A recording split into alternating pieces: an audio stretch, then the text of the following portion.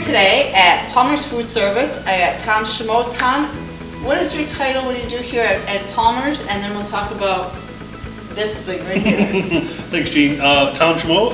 I'm the corporate executive chef here at Palmer Foods in Rochester, New York. We are the premier center of the plate food service distributor in this region, in this territory, and proud of the products that we sell and the processing that we do.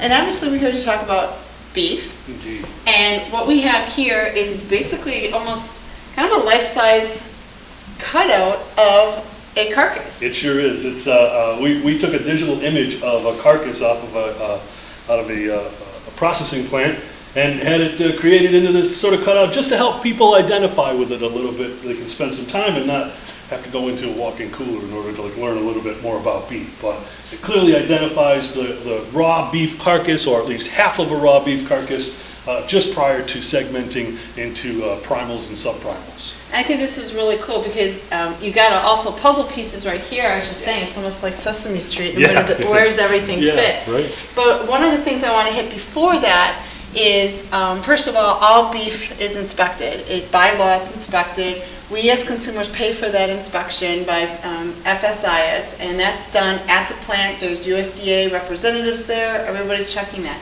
But when it comes to grading, when we get into select, choice, and prime, that's done at the plant itself, and that's voluntary by the processor. But how they do it is they cut between the 12th and the 13th rib, and they look at that rib, and they decide like the size of the rib, they look at the marbling, they look at the fat, and the age of the animal determines the grade. Right, I couldn't have said it better myself. The third-party grading system is essentially to determine whether or not it can qualify for a premium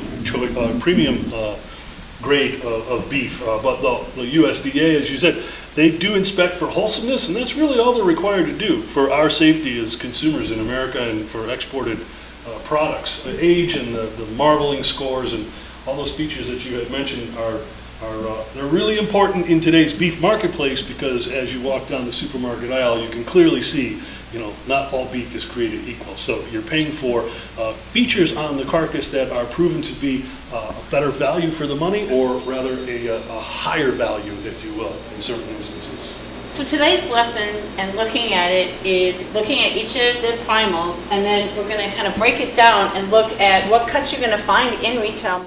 Right here, and this is that's the top round, or the round of the animal. It's at the very rear of the animal, the carcass. It's considered the hind quarter, the back portion of it. It is it's the primal broken down into subprimals that include the top round, the bottom round, the eye of round, the knuckle, and the heel. The ones that everybody sees in the supermarket, as Gene suggested, top round steaks, often referred to as a London broil. It's a very nice cut of meat. It should be cut thin but not too thick. It broils nicely and it grills very nice as well. Certainly not a single portion steak. This is one that you're going to share, and it cooks very nicely up into the medium range. You probably don't want to go too much higher than that into well done, because it can get tough. It's just not quite as marbled as the rest of the carcass can be. This, incidentally, the top round before it's cut into steaks. You'll also find roast beef at most deli counters and sandwich shops all across America and beyond. That almost always comes from the top round or the bottom round as well. And not only that, but because it's a tougher cut of meat, I mean, let's face it, here's the back end of the animal. That muscle is moving at 12 to 1,400 pound animal. That's what we call our working muscles right here. So they're going to be a little bit tougher.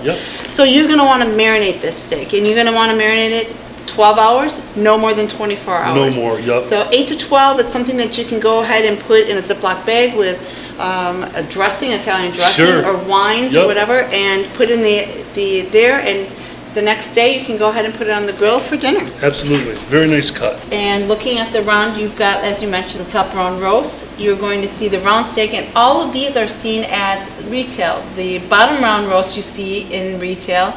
The eye round roast. Very common. Very, very much so. And then the eye round steaks, which are extremely common. It's almost the leanest cut on the carcass. It lends itself well to marinating for sure, and aging as well is a big helpful factor when it comes to creating more tender eating experience with something like eye round. In fact, your classic sour braten is almost always made from eye round. So taking a look, our next piece that we have to this puzzle looks like it would fit right here. Just about there. This is the flank. That's right. It's actually a subprimal itself, but the only piece of meat that's harvested from the flank is the flank steak, and that's it. I have a cut right here. You can see the shape of it. It's very long, it's very lean, very thin. This hasn't been cut in any way, shape, or form, just modestly trimmed down by our talented butcher staff downstairs.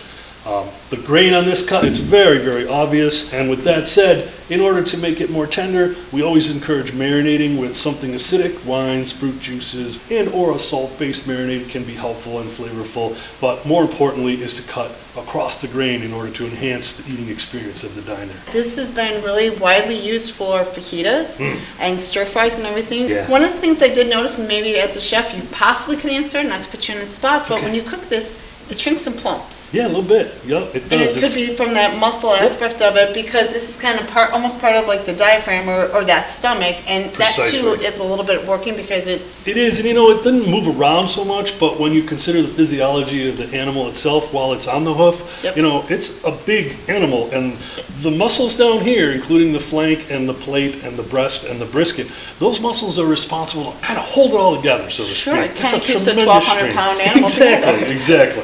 All right. So I can jump right into this one because it's very rare you're ever going to see anything in a supermarket called a plate. Okay, but this is basically the plate. It's the very lower side of the carcass. It comes from the rib section down into the breast, okay, and then just before the brisket comes to it in effect. So we don't really have any particular cuts from the plate other than plate short ribs, which are very common, the plate being a little bit longer, a little bit more tender because there's a considerable amount of marbling within there. The other thing worthy of noting is that on the inside of that, we can tend to harvest, as you said, fajita meat, but we can harvest two separate skirt steaks. The inside skirt and the outside skirt are both from the plate region. The hanger part of this Yep, as well? same thing, right in there. One skirt, Yeah. one hanger, that's it on the whole animal. That's it. That's it. It's good. Thin meats, they call those. They're wonderful. They take to marinades like a fish to water. Oh, yeah. And they cut thin. They grill fast. It's dry cooking. It's a fantastic, very beef forward flavor. Very, very tasty and very. And probably satisfying. widely used more in food service than in retail. That's Absolutely. right. And Absolutely. that's why you don't see a lot of it in retail. No, you don't. So that one actually is two cuts or two primals noted in it. First, being the most obvious right up front, is the brisket. Briskets tend to be fairly good size, 18 to 20 pounds sometimes. Right? And it hangs right here from the animal That's itself. exactly it does. And what I like mostly about brisket is and this is probably a little too scientific, but the lipid content in there is very, very high. And that causes for a very unique fatty flavor. It's a more unctuous and marbling flavor that is very satisfying. This piece of meat cooks low and slow, no question about it. 14 hours in a smoker, and you're gonna get the best Texas beef brisket you've ever sliced. Or one of the best corned beef and cabbage meal here in the Good point, Northeast. yep, great point. So the unique thing about this brisket, there's actually kind of two pieces to it. Yep. Here's the flat half. That's right. And this is the point. That's right. Now, according to USDA standards, the flat half is lean by USDA standards. It's less than 95 milligrams of cholesterol, less than 4.5 grams of fat, and less than 90 grams of fat. So this is, if you're going for the lean brisket, or if you're going for the lean corned beef and cabbage for Yeah, the holidays, yeah. this is what you want, is this half. Yeah. The point here, just as good, a little higher in the fat content, Yeah. nothing wrong with that, but also excellent for the brisket in the smoking and Yeah. that aspect, or corned beef and cabbage again. It depends on what you like and Whatever what you you're want. gonna do with it. It's loaded with marbling. The decal has a lot of fat in it, but we don't really eat that fat portion of it. You know what I'm saying? So Right. it's a wonderful product. It's a fairly inexpensive cut. Generally speaking, low dollar cuts take a long time to cook. A little lower, a little slower in the temperature, a little longer for the cook time. But they tend to produce something that is so tasty and so satisfying, that true comfort food that we all grew up with. We got one more working muscle that we have to talk about, and then we're going to get into the support muscles and the lean stuff. So Yeah. this is your chuck. The chuck. The chuck. Yes, knows the beef. chuck. You know, in England they call it the Charles. No, they don't. I'm teasing. That was good. The chuck is comprised of two subprimals, if you will. There's the chuck clod, which is the front part of it, and then the shoulder portion on the inside is considered the chuck roll. So think of your scapula. Yep. Your shoulder blade. Yep. So the claw is in the front here, that would be here, and then the roll would be on the On inside the of inside that. of that, exactly. So again, this is not a high dollar cut by any means, but this is the one that we all grew up with. This is a chuck roast right here, usually a thick cut. You can see that the different segmented little muscles that are inside, but in most cases it's usually ends up in either the 80-20 grind bin or it goes into the crock pot or low and slow braise, as I said before. But you know, hovering in the $2-3 a pound margin, it's a wonderful cut of meat to feed your family. National Kennels Beef Association, through their checkoff dollars, did a muscle profiling study of the round and the chuck, because usually it's ground. So this is 53% of the animal, and it was all ground up. Amazing. And what they did, there's 34 muscles between the two of them, and they broke them down, and they did kind of shear force testing to see how tough it was.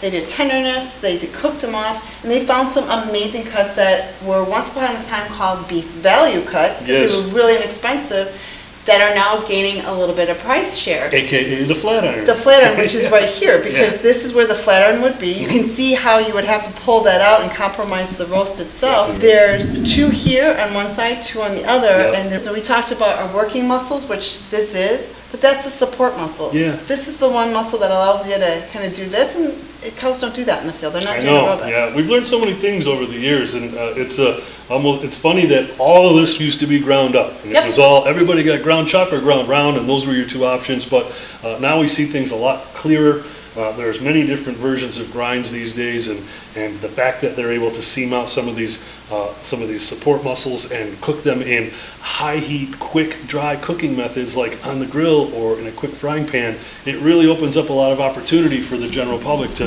experience great beef eating without a lot of money spent. So coming back over to the chuck, like you said, it used to be just the chuck roast. That's how they did it, or it was the 7 blade or whatever way back in the day. And now you've got a few cuts in here that are tender, that are used in food service. So there is the petite shoulder tender that you don't even see in retail. It goes right to food service. It's seen on some great menus itself. The Terrace Major, lovely cut. Yeah, and the flat iron, which was huge in food service, has now started to morph into the retail sector. So a lot of those things, and some of the other ones are not quite out in retail, but food service still capitalizes on the, for instance, the Denver cut this year, which basically acts just like the flank steak. But this is what you can find out there, and there's some really good marbling in this meat, which makes it really some of the best, actually. Exactly. And my favorite, of course, is the chuck eye, which is seldom seen, but if you do see it, I grab it. That's we used to call it the butcher's cut, because there's only one, all right, on each carcass, and that is the muscle. That's the cut right between where the chuck primal starts and the rib primal starts. So in between it's like right in kind of this area. So you get like ribeye meat with chuck eye price. So that's kind of good. Yeah, the rib is it. The rib is the high dollar cut. So what we call middle meats in between the round and the chuck is definitely these two main primals. The first one we're going to talk about is the rib. Very, very tender. It's very flavorful.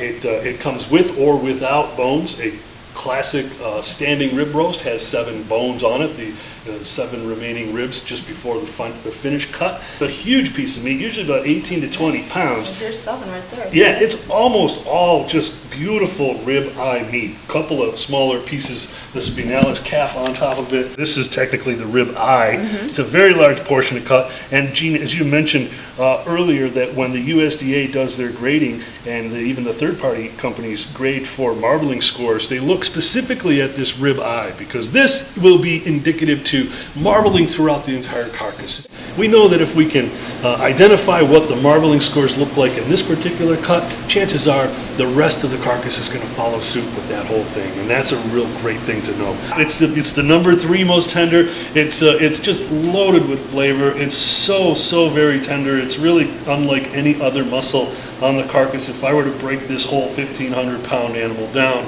I'd say that's the first place I'm going for my cut right there. Oh, sure. Yeah. You can roll it, like do roulades with it, or you can trim it and cut it into smaller steaks and whatnot, but real quick, rare to medium rares, beautiful service. It's just a wonderful piece of meat. So when we're taking a look at the rib itself and we come over to the cut chart, you know, you have your Delmonico's or your ribeye steaks, you've got your rib roast that you mentioned, but we were able to break down that rib even more on the beef side and create fillets. Rib fillets. A little bit less expensive for retailers or food service. You don't see a lot in retail because, you know, when you take that cap off, whew. Let the air out of the balloon, so to speak. Exactly. But it's still a beautiful piece, though. It's probably one of the top 3. It's definitely one of the top 5 highest selling high-dollar cooking steaks that we know of in the industry. It's like the man steak. It is. It's really wonderful. It's got a nice, delicate chew. It's very soft. It's not very hard to deal with. The bite is not extreme at all. But the flavor is really, really forward. It's a beef-forward flavor. It's just a very satisfying cut of meat. It's funny. So technically this is a primal, right? And it's made up of 2 subprimals, which are sometimes confused as primals themselves, but the sirloin, which is the back portion of it right here, and then the short loin or the strip loin, which is a little bit longer for some reason. I don't know why they call this the short loin, but it's long. It's got the real premier classic steak cuts in it, the New York strip. It's got the tenderloin in there. You can see they're very different in texture and in marbling, but they live next to one another on the carcass. The top butt, or the sirloin, is a beautiful cut of meat. You can do a lot of things with the top butt. Classically, it's always been cut into that sort of Fred Flintstone dinosaur-looking steak. Real big, lots of components to it, but the reality is, as we discussed, seaming out those smaller pieces, we can take the sirloin cap out, we can take out the mouse muscles or chicken muscles, whatever you call them, and break them down, or we can make, this is what we make as a classic, what they refer to in the industry as a baseball steak. So or a petite sirloin. A petite sirloin. It's a wonderful cut of meat. Sweet. I think for my value dollars in the marketplace today in supermarkets, sirloin is really one of the best values you can have. It sort of flexes right in between the price point of inexpensive and expensive, but it absolutely carries that expensive profile of great flavor and great texture and just a wonderful piece of meat. It's like this, but without marination. Yeah. It can be fajita meat. It can be stir fry. It can be kebabs, steaks, it can be slices, anything. It is the most versatile, and it is also lean by USDA standards. But and taking a look at here, your short loin and your loin, there's a ton of cuts. You have your strip steaks here. You can have a strip roast. And this is where also that your T-bone and your porterhouse come in as well. And the differences between that is that one side right here this is the one side of the T. Yeah. And then here's the bone, and the other side is the fillet. Right, the filet mignon or the beef tenderloin, which if we don't have a cutout of that, unfortunately, but it's essentially a elongated tube that tapers down in size, right? If you were to look at an entire beef tenderloin, you'll see it's very big in one end, usually averages 5 to 7 pounds, but as it lengths down about 20 inches or so, it tapers to a very sharp point. That said, when they cross-cut against the strip loin and the tenderloin with that T-bone still intact, if it has a large piece of that tenderloin attached to it, it's considered a classic porterhouse because of that excessive piece of filet that's on that T-bone. As it tapers down and gets smaller and smaller, right around the 2.5 to 2 3/4 inch mark for our specifications, that's when it stops being porterhouse, and since it's such a small piece of filet, it starts to be marketed as a T-bone steak, which ought to be, in most cases, usually about $1 a pound less than the porterhouse. Yo, Shankaroonie. And the shank is classic holiday. Again, it's that ossobuco opportunity, which we have it here in frozen. You know, we talked a little bit, the middle meats are sedentary muscles. They're the ones that don't work so well. They marble beautifully, have great texture and whatnot. The calf leg or the muscle of that animal that does nothing but work its entire life. It's just riddled with with, I don't want to say sinew, it's not marbling, but it's connective tissue. Okay, Right. that's probably the best way to say it. And that connective tissue, it really needs to cook for a long period of time in order for it to break down and become palatable. Otherwise, it is tough as nails. This is definitely a low and slow one. I know we talk a lot about ossobuco. It's very common where they cross-cut small sections like we have here against. You can see that bone muscle right there is deep on the inside, and they'll just... Bone has the flavor. Oh, some the awesome marrow, flavor. everybody's marrow comes from that particular cut right there. So in its own right, as it's cooked slowly in a braising situation or like a crock pot, if you will, sometimes sous vide is an excellent source. As long as that elongated period of time to help break down that connective tissue is in play, you're going to have a great eating experience. But that's one of those caveats, don't rush it. You got to have patience for this cut, but you will be rewarded, I promise you. Oh, yeah, it's an excellent meal. So fantastic, such a wonderful cut. There you have it. Here's a nice subprimal. Any questions that you have out there as a consumer, go to Beef It's What's for Dinner, go to our butcher's section and the cuts. There's definitions for everything, where it comes from. It'll show that subprimal cut, all the cuts on the retail side of what can be done with cooking instructions and a ton of recipes. So, Tom, thank you for bridging that gap for us. And My this pleasure. was an awesome cutout. You think you can hold a big side of beef, huh?